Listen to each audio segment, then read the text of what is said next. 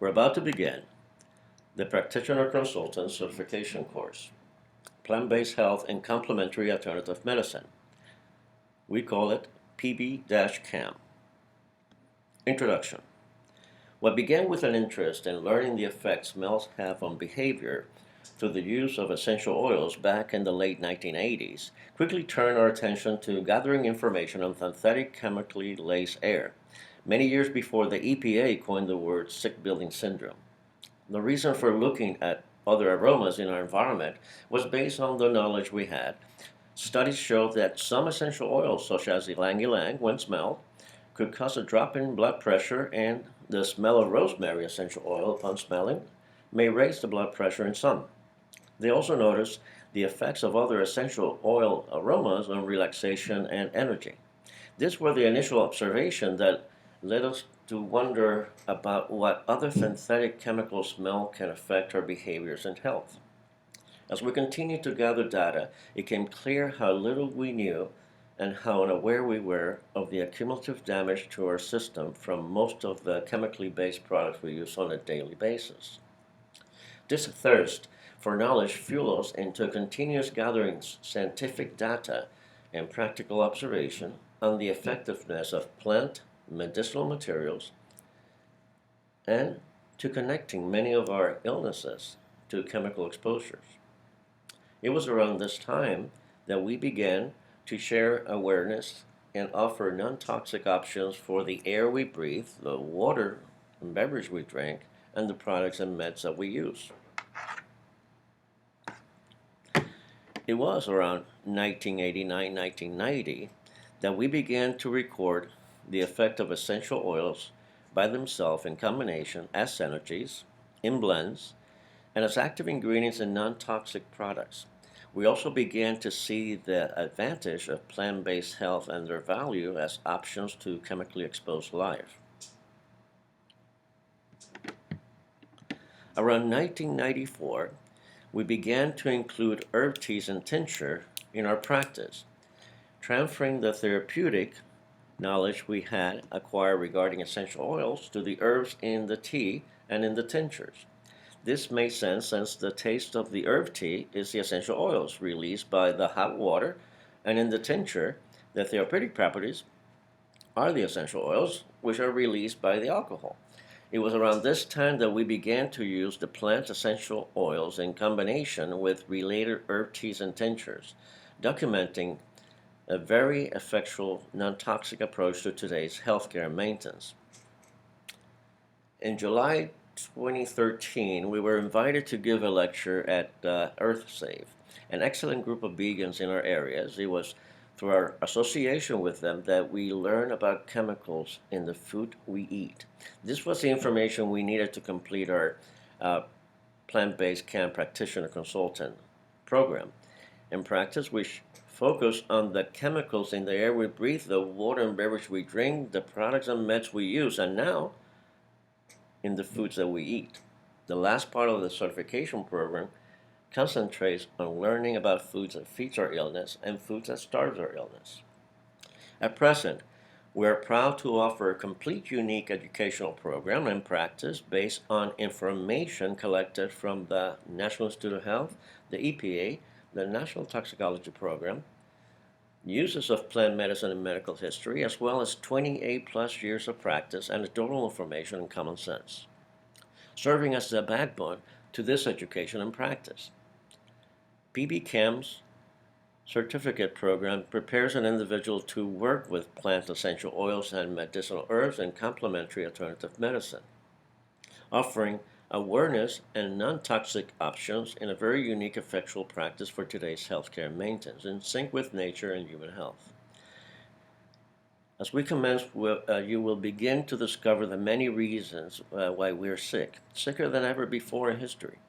You will begin to understand how modern medicine is our best choice for saving our life and how plant-based health is the excellent choice in maintaining our health.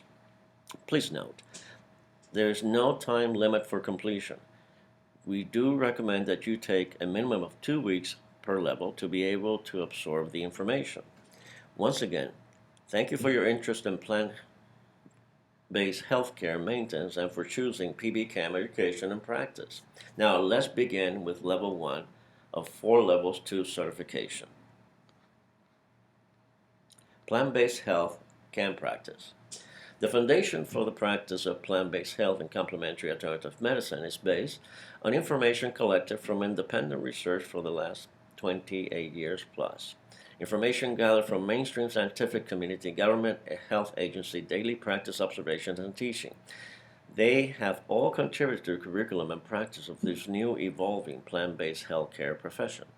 In part, it is a collection of health warnings that most of us are not aware. Most of our healthcare practitioners are also unaware and often overlook in their practice, which causes them to overlook the possible causes of many of our illnesses and the therapeutic worth without the debilitating side effect of plant-based health materials in today's healthcare maintenance. This information and health warnings we call the 4 areas of good or bad health is the foundation and serve as a guidance for our education and practice. They consist of chemicals in the air we breathe, chemicals in the beverage water we drink, chemicals in the products and medicine we use, and chemicals in the foods that we eat, but from the point of view of the food that feeds our illness and what foods can starve our illness. Note, incidentally, these are the focus of a new joint 12-year study by the Environmental Protection Agency, the American Medical Association, the FDA, and the National Institute of Health on the accumulative damage of chemicals in the air, water, products, medicine we use, and the chemicals in the food we eat. They suspect that this could be the cause of the rising cancer in the elderly. Remember, the key phrase is accumulative damage.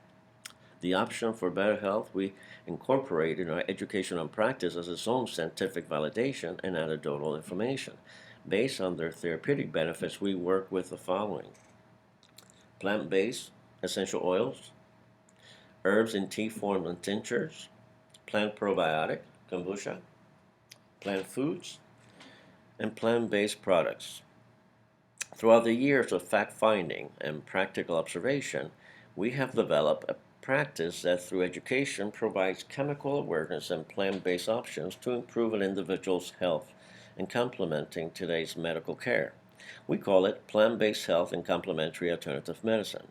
We begin with level 1 of 4 levels of the Practitioner Consultant Certification course, awareness of chemical exposure and health.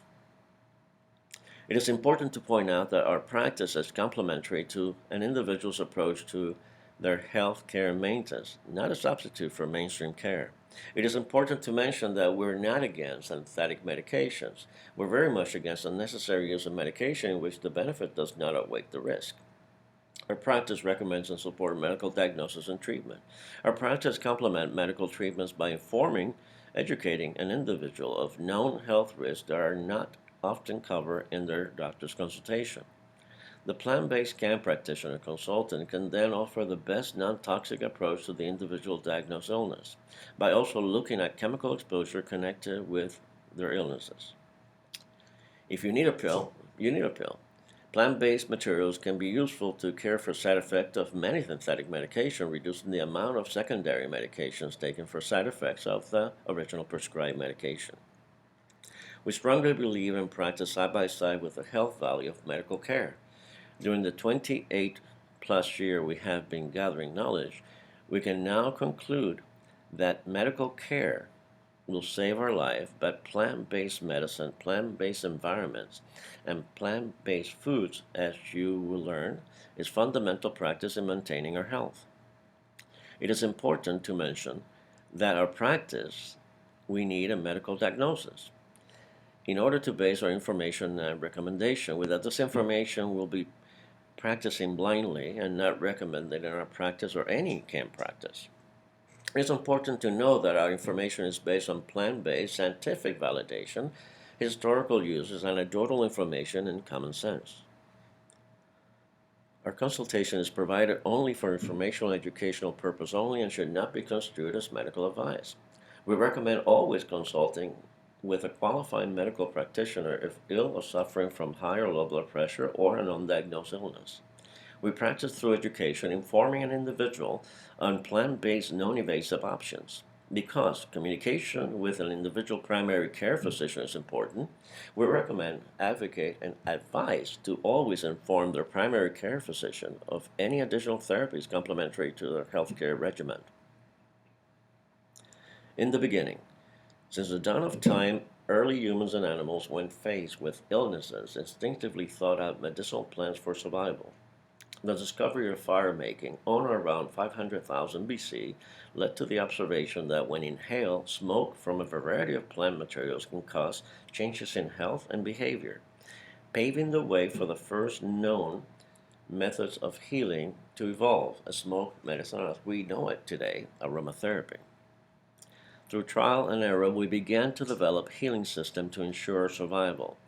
Through a time and until the time that medicine began to become synthetic and semi-synthetic, plants and their extracts have been used to combat and prevent all the world plagues. Medicine was essentially based on accumulated knowledge concerning medicinally active plants and plant products. From this background, mainstream medicine arose, citing scientific rigor and much else that was new. This remained to a greater extent dependent upon the patrimony of medical botanical knowledge. Around 300 BC, pharmaceutical botanist group called rhizotomi, from the Greek word rhizoma, the massive roots of tree, were the earliest pharmacobotanists, whose writings were the basis of knowledge of medicinal plants during the Hippocratic period. Hippocrates, the father of medicine, based his practice and teachings on medicinal plant materials, passing on to his followers a wealth of plant-based practice. The Materia Medica Libri by the Sorarsis represents an important development of pharmacy and botany. The contents of this book are as follows. Book 1, Aromatic Oils, Ointment, Trees. Book 2, Living Creatures, Milk, Dairy Products, Cereal, and Sharp Herbs. Book 3, Roots, Juices, and Herbs. Book 4, Herbs and Roots. And Book 5, Vines and Wines. It is also good to point out that the word physician originated around this time, and it comes from the Latin word physica, meaning natural science, which translates to he who practices with nature. During the past century, modern science has explored in depth many aspects of the plant world within a full range of discipline, not only for medicine and personal care, but also for medical geography, phytobiology, cytology, genetics, histology, and biochemistry, among others. As a preamble to discussing the therapeutic value of plant-based medicine as complement to all healing levels in practice, we must look at science past and present. Plant medicine is found in all pharmacopoeias of the world, which are the pharmaceutical guides to medication. Plant medicine is also found in many medical college dictionaries prior to 1944. Medical reference material describe the therapeutic value of plants and are not limited to antibacterial, antiviral, anti-inflammatory, antifungal properties. They cover much more. Mainstream medicine as we know it today is only 100 years old. For the purpose and backbone of this writing and protocols of practice, we ask ourselves, why is today's health and healthcare risk greater than the benefits? What happened to the time when the rate of cancer was 1 in 5,000? What happened to the time when acid reflux, fibromyalgia, lupus, and other debilitating conditions were not in abundance? There was a time when high school children did not physically evolve before their body was ready, and a time when children looked like children and aged properly.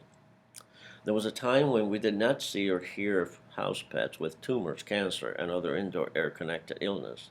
There was a time when our drinks did not poison us like today's synthetic beverages do. A time when we did not close windows, did not have aluminum floating in our air and in our bodies, did not have today's chemical exposures, and ultimately did not have a life full of medical problems we did not have in the past. For answer to these questions, we have to look back and look at the past 72 years to the beginning of the practice of adding chemicals to our air, water, beverage products, medications, and foods. A brief look at the last 72 years. It has always made sense to learn from the past to prepare for the future. For present health warnings, we only need to look back on the past 72 years to a series of events that may wait for a present health condition. We begin our observation in 1943. It was around 1943-1944 that pharmacognosy, the study of medicinal plants and some insects, a once required subject in medical schools, began to disappear from the curriculum.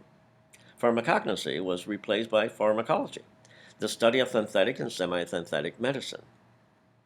Today, medical practitioners in this country are not taught the therapeutic properties and benefits of plant-based medicinal materials.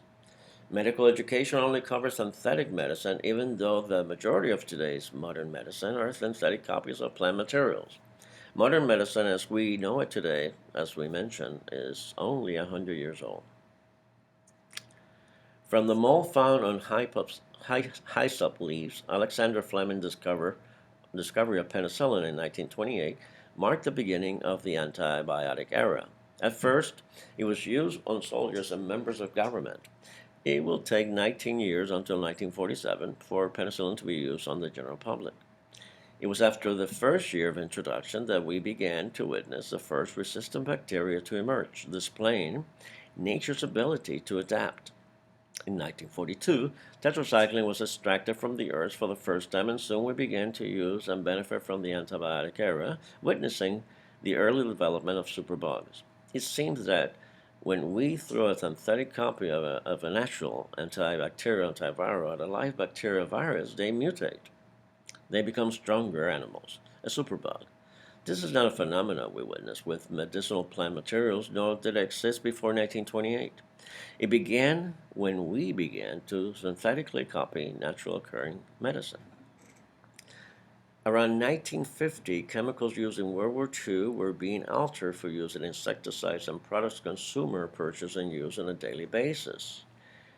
And growth hormones and antibiotics began to be used to increase the yield of food production. We did not consider that after consuming growth hormones, we will alter the growth and health patterns in human beings.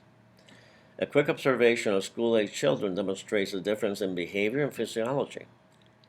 This evolution is easily evidenced simply by looking at high school yearbooks in a 10-year sequence, beginning at the start of chemicals in our life in 1915 and continuing on every 10 years, up to present time. The changes in growth, in maturity, in sickness, and in health are clear. Throughout the 1950s and 60s, insecticides and chemicals found in cleaning and personal products began to be widely used with limited warnings and unknown effect. In 1960, the rate of cancer and other illnesses which we now suspect, and in many cases now we associate with chemical exposure, began to rise. During this time, we started to review and record the effect of exposure to synthetic and semi-synthetic chemicals within our environments and our health. In 1950, 1 out of 5,000 Americans had cancer. Today, the rate for men is 1 in 2, and for women, 1 in 3. This is the year 2015. Understanding the mutations, genetic illnesses connection, we are DNA in our senses. From early on, we sense for survival, mutating along the way with each exposure and passing them along to our generations. The model of the molecular structure of the DNA was a result of 2 years of combined work between James Watson and Francis Crick, researchers at the Cambridge University. They presented their findings in 1953 and created a new science, molecular biology. The Watson-Crick model was used to explain how living cells reproduce, as well as how changes in evolution and gene mutation present itself. Current research clearly shows the effects of our environment on our behavior, health, and genetic composition. Our DNA is based on generations of environmental exposure. We now know that some chemical exposures are able to mutate a gene, changing its genetic composition and further influence the blueprint for preceding generations. Furthermore, we know that toxic exposures are able to develop a cumulative effect for 20 generations. We could suggest that this was very well a possible reason for many of our genetically based illness and unknown diagnoses, many of which were not in abundance or in existence prior to the early 1930s. This marked the beginning of our consumption of chemicals which are currently found once again in the air and the water and the food we consume and the medicines and products we use. There's no possible way we can avoid or eliminate all chemical exposure. That said, we are capable of reducing them, which will directly benefit our health. Our main line of defense from chemical exposure is knowledge of effect, knowledge of replacement, and the awareness to assess individual environments. The problem is, we work, exercise, and live indoors, and are dependent on indoor air for consumption of oxygen, our main life sustaining food. We're not fully aware of the unknown synergistic effect of the saturation of chemicals in our home, workplace, and public areas. Numerous products that we use, in fact, have a certain amount of diffusion and a safety level, always in questions of concentration. The fine dust always falling on home furniture is fiberglass insulation from the lining of the AC duct system. Fiberglass is a well-known carcinogen, and it also falls on everyone who sleeps in those rooms. Many times a healthy body is able to assimilate these chemicals, but for the very young, those with immune deficiency, the sick and the elderly, the results could be quite different. These individuals are the most immediate affected by this exposure, but not the only ones, because it affects us all. We're talking again about accumulative damage. Plant-based recommends the weekly practice of gassing off our environment in order to reduce the concentration of toxic chemicals and radon gas. We also recommend the replacement of toxic chemical cleaners and insecticide with a non-toxic plant-based essential oil products. The monthly replacement of AC home filters, and in addition AC vent filters placed in AC vents in all bedrooms to stop the fallout and inhalation and exposure of fiberglass dust by the occupants. Dr. Marcial Vega, oncologist and pioneer in camp practice, recently reminded us that the most important food for our health is oxygen, which feeds every single cell in our body. This is one of the 4 areas we as plant-based camp practitioner consultants focus in our practice as we begin to connect the possible reasons of our illnesses by gathering information, connecting chemical exposure, and known or suspected health hazards in the air, products, meds, water, beverage, foods. Collective information in these areas gives the plant-based camp practitioner consultant a clear view in areas not seldom covered in a medical consultation, but according to science, could be responsible, as research points out, for many of our illnesses.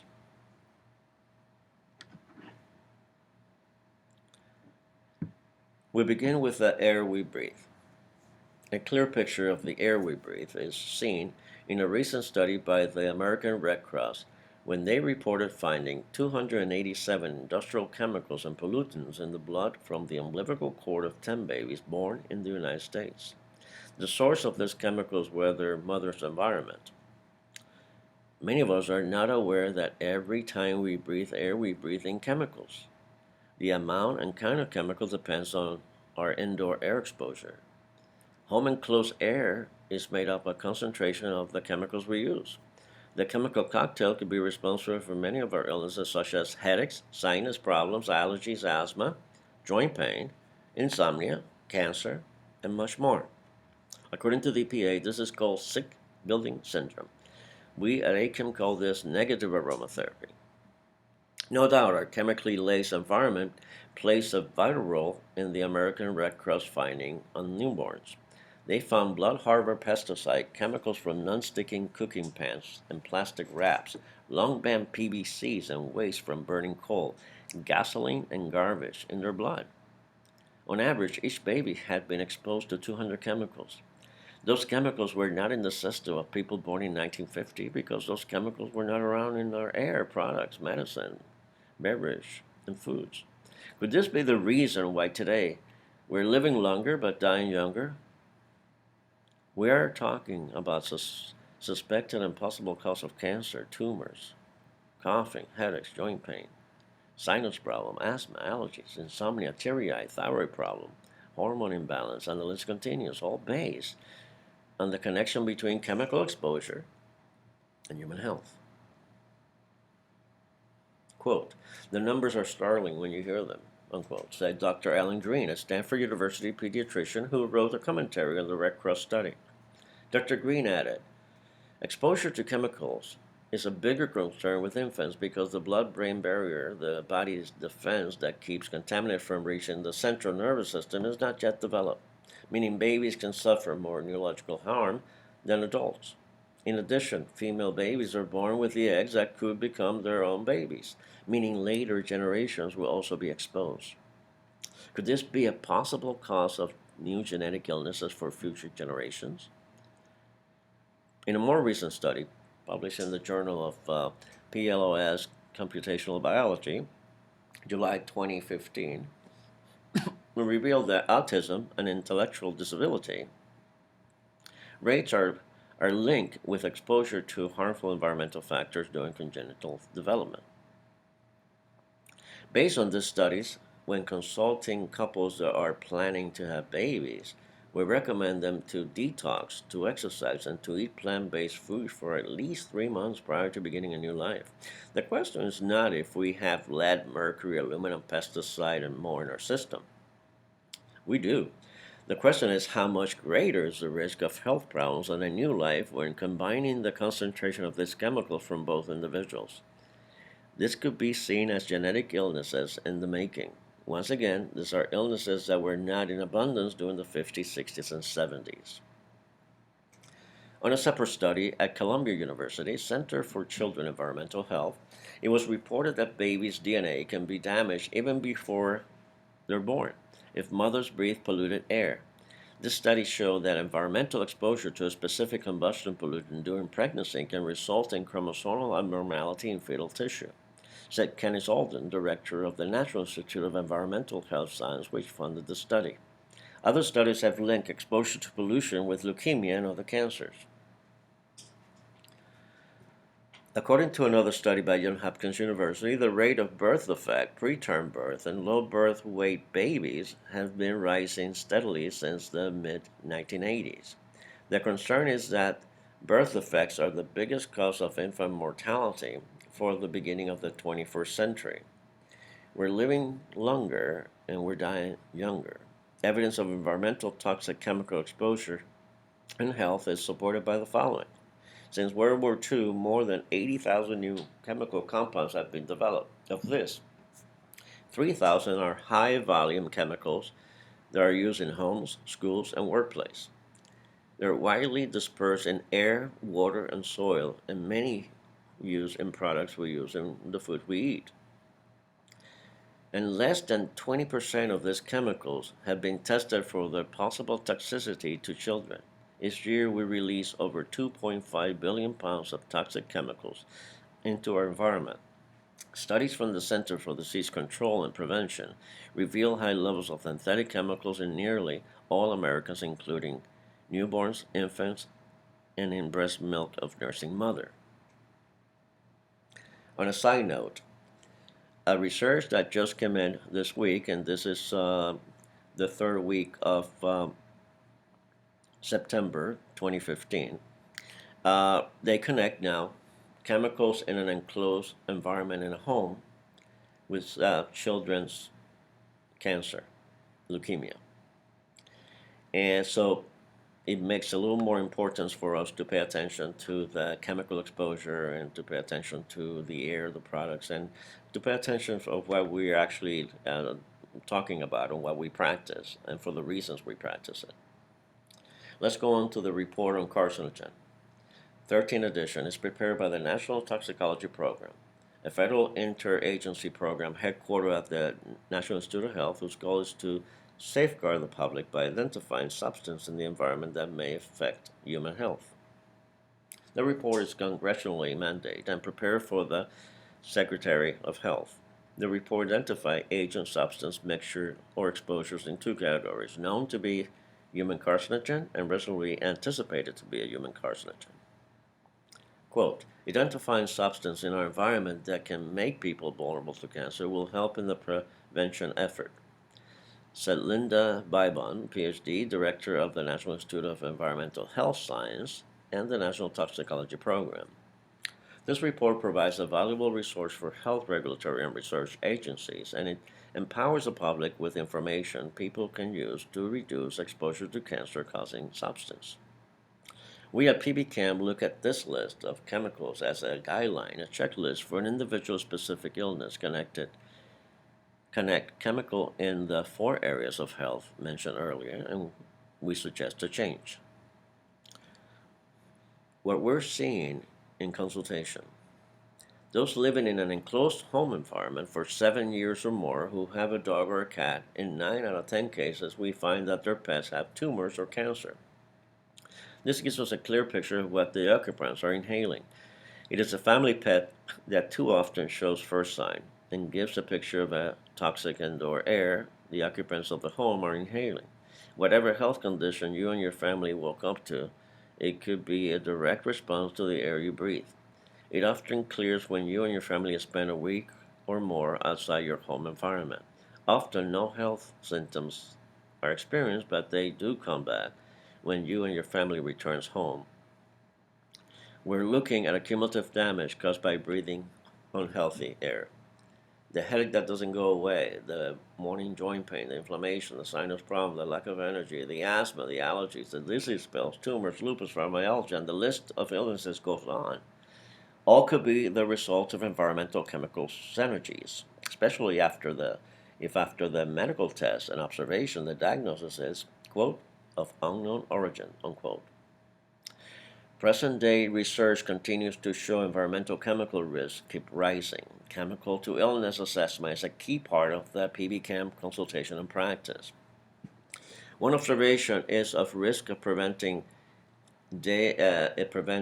of risk to present-day women going through the natural change in life known as menopause. Risk that the women of the past prior to 1950 did not face could just be the exposure of those chemicals known as endocrine disruptors, which mimic hormones, that is causing this risk. Anecdotal observation shows that a woman who lives in an environment of reduced chemicals, open windows, do not experience such risks associated with change of life. Of course, but observation leading to scientific validation is needed to prove this point. But we can use common sense, such as airing out our home and switching to chemically free products, which will be covered in our interactive blending sessions of our program.